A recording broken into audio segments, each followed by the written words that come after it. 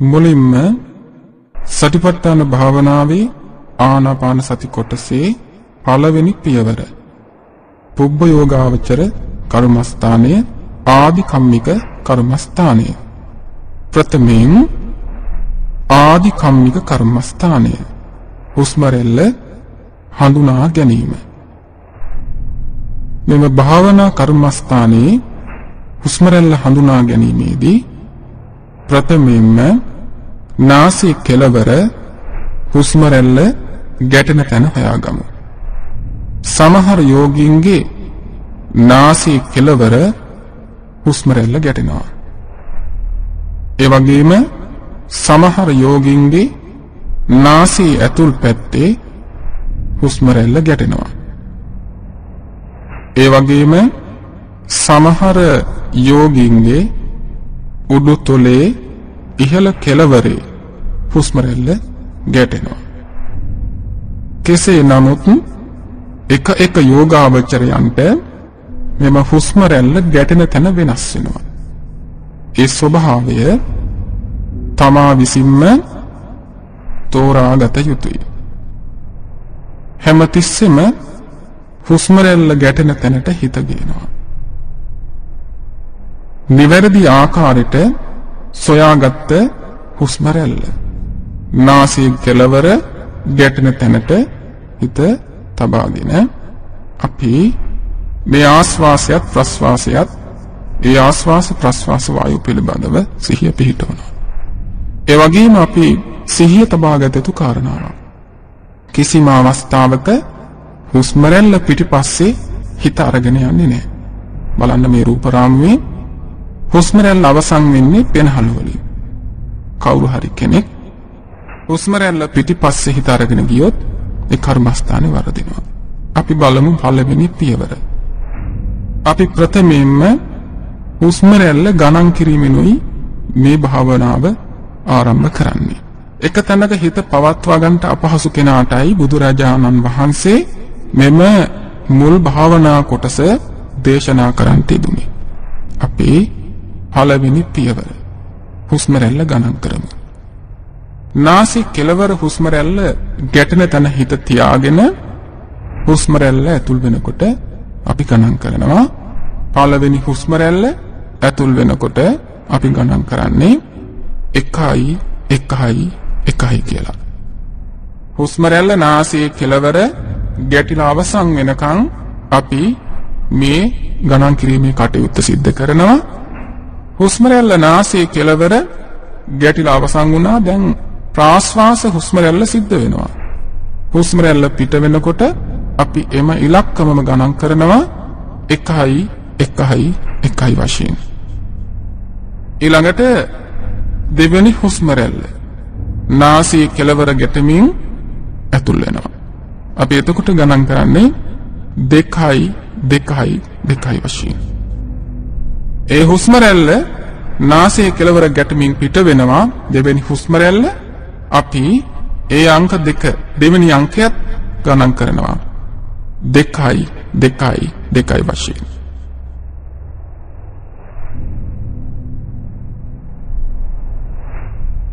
අපි පළවෙනි පියවර අංක 1 සිට අංක 4 දක්වා ගණන් කරනවා. ඊළඟට දෙවෙනි පියවර අංක 1 සිට අංක 6 දක්වා. ඒ වගේම තුන්වෙනි පියවර අංක 1 සිට අංක 8 දක්වා. අපි 8න් මේ කටයුත්ත නවත්තනවා. එතනින් එහා අපි ඉලක්කම් ගණන් කරන්න ගියොත් භාවනාව සිද්ධ වෙන්නේ නැහැ. ඉලක්කම් වලටයි හිත යොමු වෙන්නේ. මේ ආකාරයට වැඩි වාර ගාණක් අපි මේ ගණන් කිරීමේ කටයුතු සිද්ධ කළොත් වික්ෂිප්ත සිත එක අරමුණකට ගන්න පුළුවන්. ඔබේ හිත තැම්පත් වෙන්න ගන්නවා. මෙන්න මේ කොටස දීර්ඝ වශයෙන් දිනු කරාම අපිට පුළුවන් මේ භාවනාවේ මුල් පියවර අවසානයටපත් කරන්න. මේ කර්මස්ථානය බුදුරජාණන් වහන්සේ පැහැදිලි කරනවා ආදි කම්මික කර්මස්ථානයේ හැටියට. ඒ වගේම කලින් මතක් කරපු ආකාරයට කිසිම ආකාරයකින් කිසිම යෝගාවචරයක් හුස්ම රැල්ලේ පිටිපස්සේ හිත අරගෙන යන්නේ නැහැ. එහෙම අරගෙන ගියොත් වෙහෙස හට ගන්නවා. ඒ වගේම සමහර අයගේ හිසේ කැක්කුම්, පපුවේ තදවීම ආදී කටයුතු සිද්ධ වෙන්න පුළුවන්. ඒ නිසා මේ නිවැරදි උපදේශයට අනුරූපව මේ භාවනාව කටයුතු සිද්ධ කරන්න කියලායි බුදුරජාණන් වහන්සේ මේ මුල් භාවනා කර්මස්ථානය මේ ආනාපාන සතිය දේශනා කරද්දී පැහැදිලි කරන්නට ඉන්නේ. මේ ආකාරයට මුල් පියවර අවසන් කළායින් පසුව අපිට පුළුවන් ප්‍රධාන භාවනා කර්මස්ථානෙට අපේ හිත යොමු කරවන්න. ප්‍රධාන භාවනා කර්මස්ථානය අපි කියනවා ආනාපාන සති භාවනාවේ පුබ්බ යෝගාවචර කර්මස්ථානයේ හැටියට. මේ පුබ්බ යෝගාවචර කර්මස්ථානය කියලා කියන්නේ පෙර භාවනා කටයුතු සිද්ධ කරගත්ත යෝගාවචරය කියන අර්ථයයි. හරි පහසුවෙන් ඒ යෝගාවචරයට මේ කර්මස්ථානය දියුණු කරගන්න පුළුවන්කම ලැබෙනවා. අපි බලමු පිළිවෙලකට මොන විදිහටද මේ කර්මස්ථානය දියුණු කරගන්න කියලා. මේ කර්මස්ථානයේ වඩද්දී අර නාසයේ කෙළවර හුස්ම රැල්ල ගැටෙන තැනට හිත ගේනවා. හුස්ම රැල්ලට හිත ගෙනහල්ලා හුස්ම රැල්ල ඇතුල් වෙනකොට අපි ගණන් කිරීමක් සිද්ධ කරන්නේ නැහැ. අපි හරියට දොරටු පාලකේ දොරටුවක් අසල ඉඳගෙන මේ දොරටුවෙන් ඇතුල් වෙන පිට වෙන පුද්ගලයන් දිහා අවධානයෙන් ඉන්නවද? ආන්ගේ ආකාරයෙන් අපි නාසයේ කෙළවර හිත තියාගෙන මේ ස්වාභාවිකව සිද්ධ වෙන මේ හුස්ම රැල්ල දිහා හිතින් බලාගෙන ඉන්නවා. අපි හිතෙන් බලාගෙන ඉන්නකොට අපිට පේනවා නාසයේ කෙළවර හුස්ම රැල්ල ගැටෙමින් ඇතුල් වෙන බවත් හුස්ම රැල්ල පිට වෙන බවත්. හුස්ම රැල්ල ඇතුල් වෙනකොට අපි හිතන්නේ කොහොමද?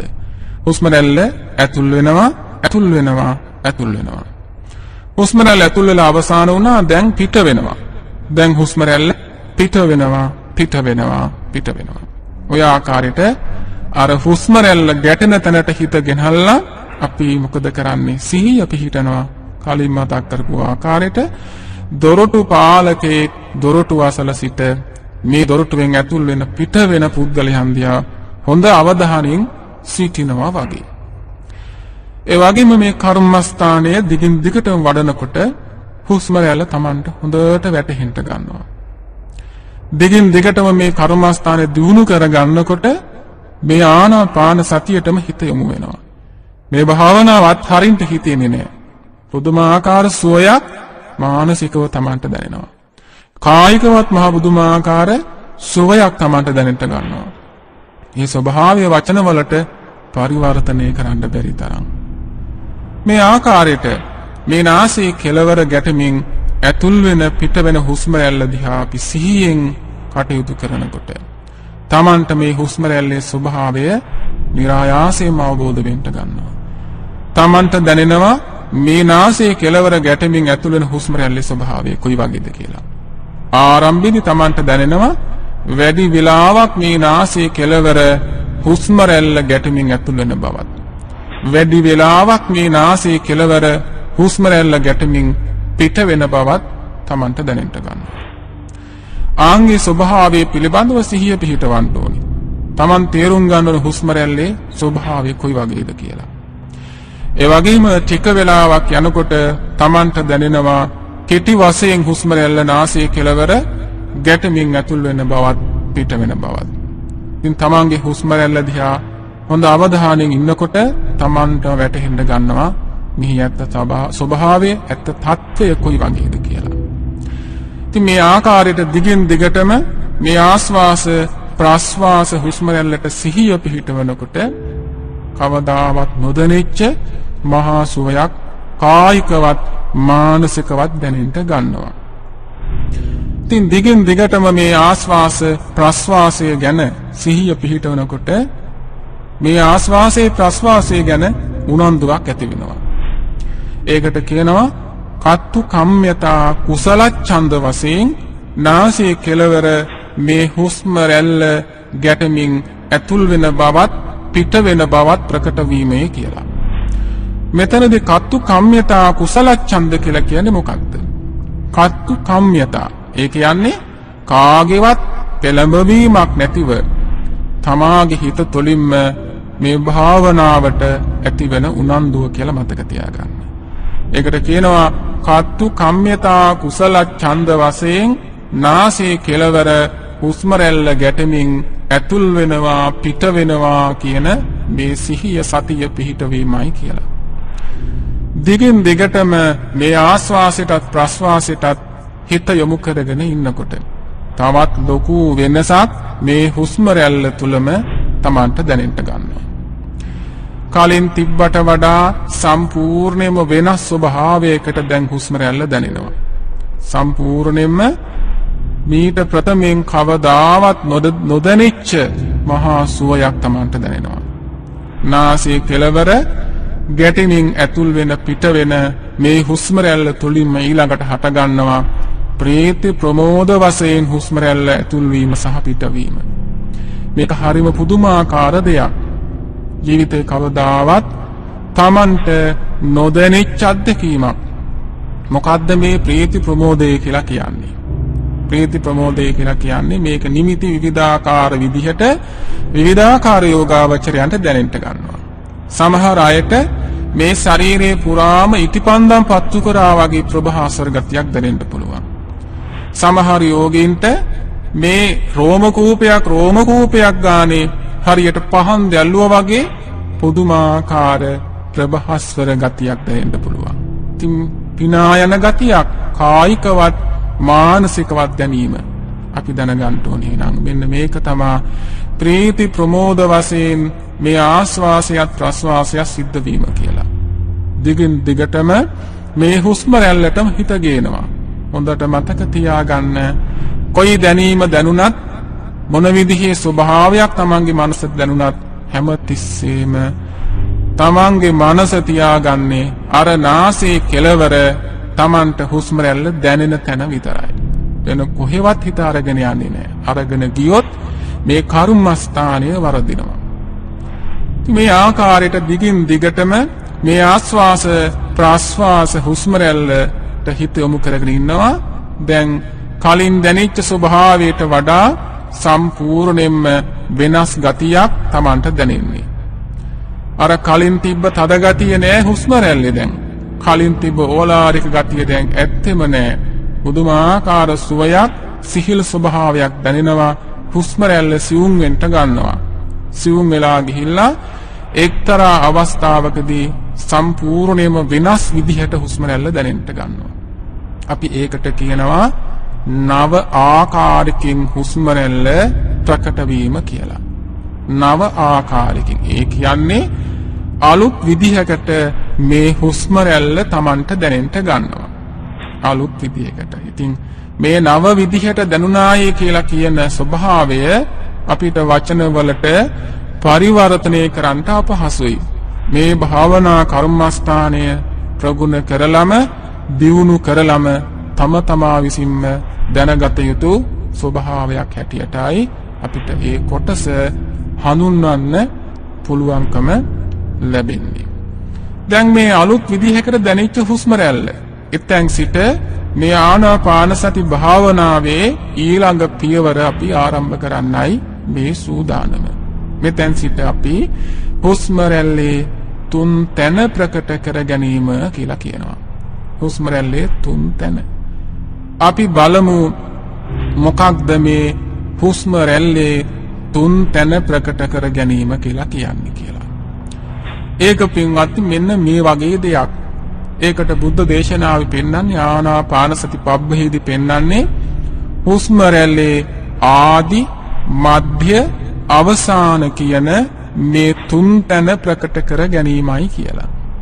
එහෙම නැත්නම් හුස්ම රැල්ලේ මුල මැද අවසාන කියන කොටස් තුන. අපි බලමු මොකද්ද මේ හුස්ම රැල්ලේ මුල මැද අග කියන තුන් තැන කියලා. ඒක මෙන්න මේ වගේ. බලන්න නාසයේ කෙළවර හුස්ම රැල්ල ගැටෙමින් ඇතුල් වෙනවා. හුස්ම රැල්ල නාසයේ කෙළවර ගැටෙමින් ඇතුල් වෙන්න පටන් ගත්ත වෙලාව, ආරම්භ වෙච්ච වෙලාව, ආරම්භ වෙච්ච මොහොත. අපි ඒකට කියනවා හුස්ම රැල්ලේ ආදි කොටස. එහෙම නැත්නම් හුස්ම රැල්ලේ මුල කොටස කියලා. ඊළඟට අපි බලමු ඉතිරි කොටස් දෙක. හුස්ම රැල්ල නාසයේ කෙළවර ගැටමින් ඇතුල් වෙලා අවසන් වෙච්ච මොහොත. අපි ඒකට කියනවා හුස්ම රැල්ලේ අග කොටස කියලා. ඒකට කියනවා හුස්ම රැල්ලේ අවසාන කොටස කියලා. ඒ වගේම මේ හුස්ම රැල්ලේ මැද කොටස කොයි වගේද? හුස්ම රැල්ල නාසයේ කෙළවර ගැටමින් ඇතුල් වෙමින් පවතින අවස්ථාව. එහෙම නැත්නම් හුස්ම රැල්ල නාසයේ කෙළවර ගැටමින් ඇතුල් වෙන්න ආරම්භ වෙච්ච මොහොතේ සිට හුස්ම රැල්ල නාසයේ කෙළවර ගැටිලා අවසන් වෙන මොහොත දක්වාම යම් කාල පරිච්ඡේදයක් තුළ හුස්ම රැල්ල නාසයේ කෙළවර ගැටමින් ඇතුල් වෙමින් පවතින කාලයක් තියෙනවද? ආන්ගේ කොටසට තමයි හුස්ම රැල්ලේ මැද කොටස කියලා කියන්නේ. ඒක සියුම් කාරණාවක්. මේ භාවනා කර්මස්ථානයේ වඩලම තේරුම් ගත යුතුයි. ආස්වාසිදිත් එහෙමයි, ප්‍රස්වාසිදිත් එහෙමයි. ප්‍රාස්වාසිදි බලන්න තුන් තැන දැනගන්න. හුස්ම රැල්ල නාසයේ කෙළවර ගැටමින් පිට වෙන්න ආරම්භ වෙච්ච මොහොත, ඒකට කියනවා හුස්ම රැල්ලේ මුල. ප්‍රාස්වාසිදි හුස්ම රැල්ල ගැටිලා අවසන් වෙච්ච මොහොත, හුස්ම රැල්ලේ අවසානය. ඒ වගේම ආරම්භයේ සිට අවසානයේ දක්වාම හුස්ම රැල්ල නාසයේ කෙළවර ගැටමින් පිට වෙමින් පවතින කාලයක් තියනවාද? ආන්ගේ කොටසට අපි කියනවා මේ හුස්ම රැල්ලේ මැද කොටස කියලා. ආශ්වාසයටත් ප්‍රශ්වාසයටත් පොදු කාරණාවක්. සමහර යෝගීන්ට මේ හුස්ම රැල්ලේ මුල කොටස හොඳට දැනෙන්න ගන්නවා. සමහර යෝගීන්ට මේ හුස්ම රැල්ලේ මුල කොටසට වඩා අග කොටසයි තේරෙන්නේ. සමහර යෝගීන්ට මේ හුස්ම රැල්ලේ මැද කොටස තේරෙන්න ගන්නවා. සමහර අයට මුල මැද දෙකම තේරෙනවා, මැද කොටස තේරෙන්නේ නැහැ. හැබැයි එහෙම හරියන්නේ නැහැ. සම්පූර්ණයෙන්ම මේ ආස්වාසයත් ප්‍රස්වාසයේදී මේ තුන් තැන ප්‍රකට කරගත්තොත් විතරයි අපිට ඊළඟ පියවර සඳහා යොමු වෙමිට අවස්ථාව දැනෙන්නේ.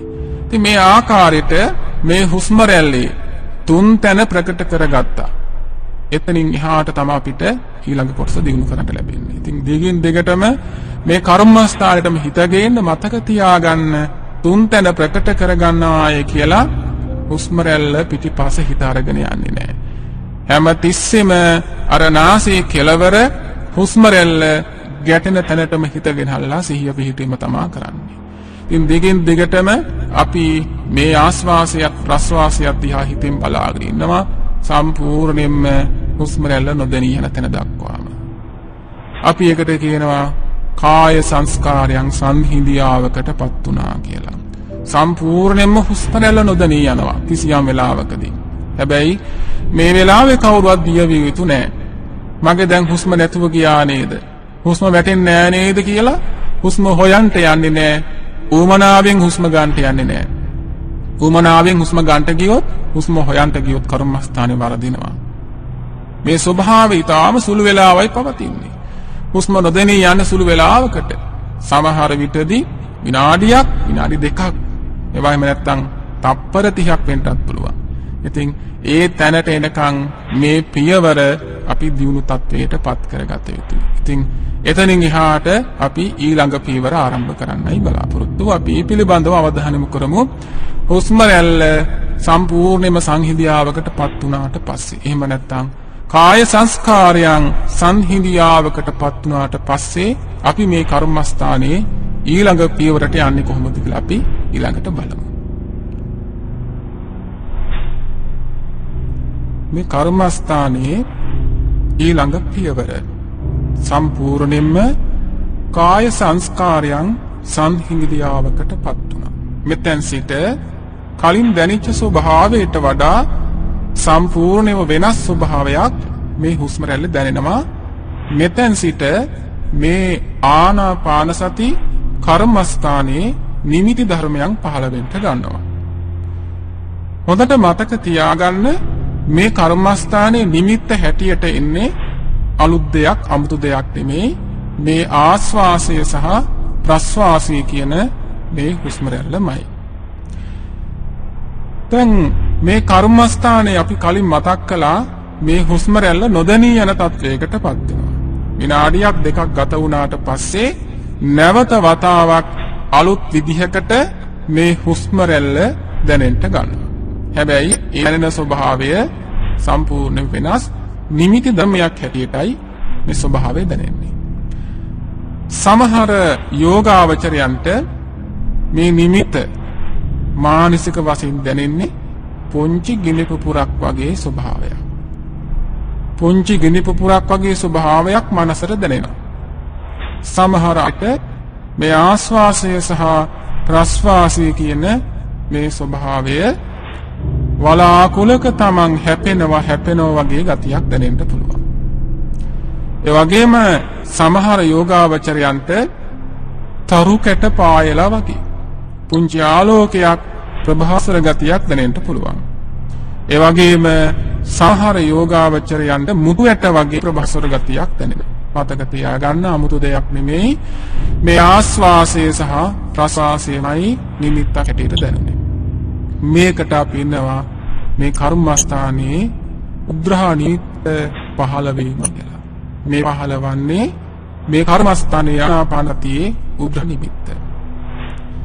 මේ නිමිත්ත දැනෙනකොට දැනෙන ආලෝකය මේ ස්වභාවය මෙහි කරන්නේ නැහැ. ආලෝක වශයෙන් වර්ණ වශයෙන් මේ නිමිත්ත මෙනෙහි කළොත් එක ක්ෂණයකින්ම මේ නිමිත්ත අතුරුදහන් වෙන්න ගන්නවා. ඒ නිසා නිවැරදි ත්‍රිවලට නිවැරදි උපදේශ අනුව ඉදිරියට මේ කර්මස්ථානේ වැඩිම අත්‍යවශ්‍යයි. පහළ කරගත් උග්‍රහ නිමිත්ත පරිසං කරගත යුතුයි. කලින් මතක් කළා වගේ ආලෝක වශයෙන් වර්ණ වශයෙන් අපි මේක මෙනෙහි කරන්නේ උදටක තියාගන්න. අපි මොකද කරන්නේ? හැමතිස්සෙම මේ නිමිත්ත දෙකට හිවා. නිමිත්ත දෙසට හිත දෙනවා. ආස්වාසය සහ ප්‍රස්වාසයට යොමු වෙච්ච හිතමයි මේ දැනෙන්නේ. ඉතින් මේ පහළ කරගත්ත නිමිත්ත රැකගන්න නිමිත්ත දෙසටම හිත යොමු කරන්න. දිගින් දිගටම නිමිත්ත දිහාට හිත යොමු කරගෙන ඉන්නකොට එක්තරා අවස්ථාවකදී මේ උද්‍රහ නිමිත්ත විවර කරගෙන පහළ වෙන්න ගන්නවා පටිභාග නිමිත්ත. පටිභාග නිමිත්ත. ඒක හරියට කොයි වගේද? මේ උරහ නිමිත්ත විවර කරගෙනම ඉස්සරහට ආපු නිමිත්තක්.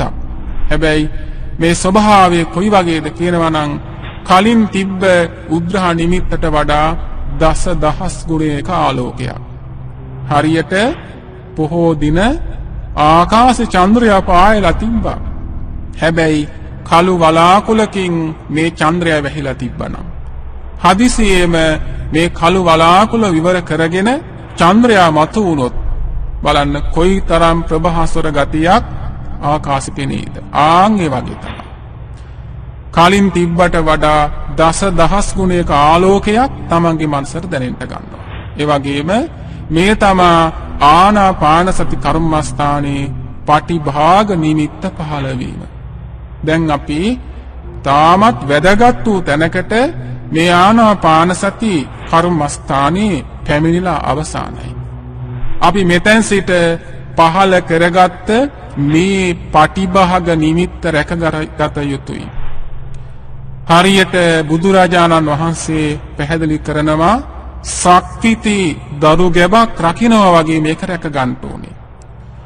ඒ වගේම මේ කර්මස්ථානයේ මේ පහළ කරගත්ත පටිභාග නිමිත්ත කොයි විදිහටද රැක ගන්න ඕනේ කියලා බුදුරජාණන් වහන්සේ දේශනා කරනවා. හරියට ශක්තිති දරු ගැබක් රකින්නවා වගේ මේක රැක ගන්න ඕනේ. එහෙම නොවුනොත් එක ක්ෂණයකින් මේ පහළ කරගත්ත පටිභාග නිමිත්ත අතුරුදහන් වෙනවා. ආලෝක වශයෙන් වර්ණ වශයෙන් මෙනෙහි කරන්නේ නැහැ. මේ පහළ කරගත්ත පටිභාග නිමිත්ත දෙසටමයි සිත යොමු කරන්නේ. මේ වෙලාවේ යෝගාවචරයට දැනෙන්නේ කොහොමද මේ ස්වභාවය?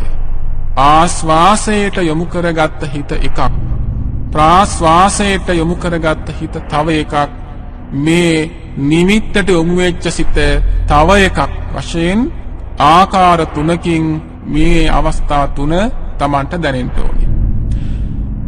පහළ කරගත්ත මේ පටිභාග නිමිත්ත සමහර ඇත්තන්ට ස්ථාවර නොවෙනවා වගේ දැනෙන්න පුළුවන්.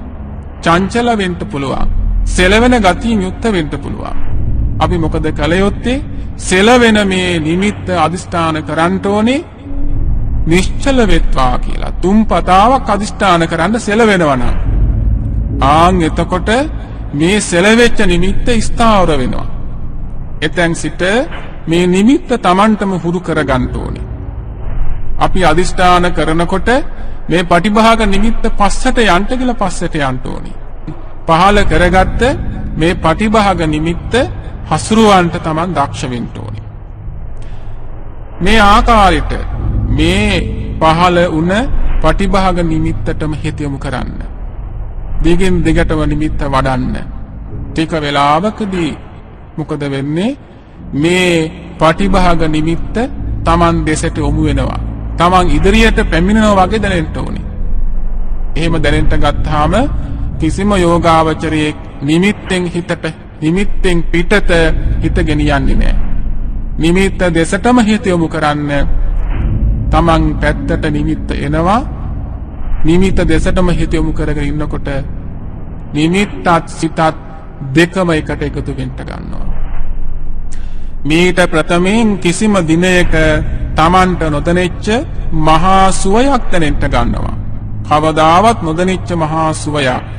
හරියට සීතල ජලයක Taman කිමිදුනා වගේ දැනෙන්න පුළුවන්. වලාගෙබක් ඇතුළට පිවිසුනා වගේ දැනෙන්න පුළුවන්. මේ තමා ආනාපාන සති භාවනා කර්මස්ථානයේ ස්වර්ණමය වූ අවස්ථාව. එහෙම නැත්නම් ආනාපාන සති භාවනාවේ ප්‍රතිඵලය මොකක්ද?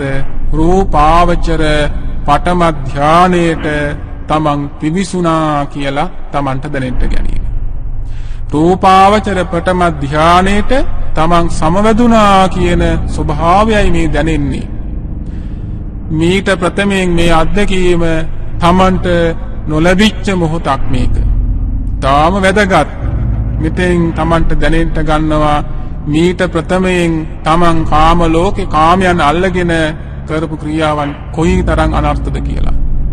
දැන් තමන්ගේ හිත කාම ලෝකෙන් ගලවලා රූප ලෝකෙට ගෙනහල්ලා ජීවිතේ කවදාවත් නොදැනිච්ච මහා සුවයක් දැනෙනවා.